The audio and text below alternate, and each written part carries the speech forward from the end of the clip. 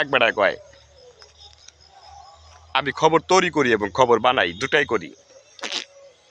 কয় চাপা মার জাগা পাস না বেড়া, তুই খবর বানাস, আমার একটা খবর বানাই দে তো দে।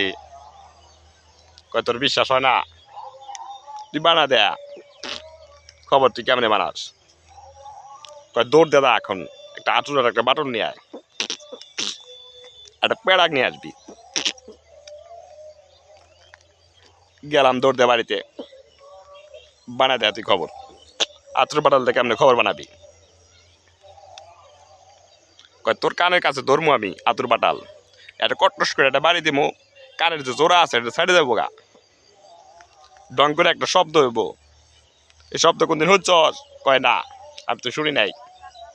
কয় দেখ, এটা একটা লেটেস্ট খবর আর কি, আজ থেকে মনে রাখবি, খবর আমি বানাই এবং তৈরি করি, ঠিক আছে? মুহূর্তের মধ্যে খবর বানাই। কয় আর একটা খবর বানা দেন তো তুই, আর একটা খবর বানা দেন তো তুই, এটা বানাইছস ঠিক আছে, তোকে ধন্যবাদ। কয় এই যে আমার উপরে দেখতেছস বড় একটা আসমান না? হ্যাঁ আসমান। তো কি হয়েছে?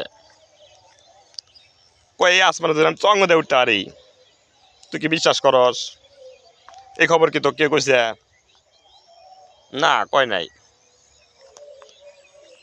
তাহলে তুই আমার জন্য একটা চঙ্গ নিয়ে আয়, আমি দেখ আকাশ উঠে দেয়ামু। হাসানি, হ্যাঁ হাসা। চঙ্গ নিয়া গাছে উঠছে, গাছ থেকে লাফ দিছে, কয় আকাশে আমি ধরে ছাড়মু। লাফ দিয়ে এক খোটার উপরে পড়ছে, একটা পেরাকের উপর পড়ছে, পুচ করে একটা শব্দ হয়েছে। কয় এই সাউন্ড কোনদিন শুনছস বেড়া? আমার পিছন দিয়ে ঢুকে মুখ দিয়ে বাড়াইছে, এটা তার শব্দ, এটা একটা খবর। আজ থেকে মনে রাখিস, সব ধরনের নতুন খবর দেওয়ার দায়িত্ব আমার।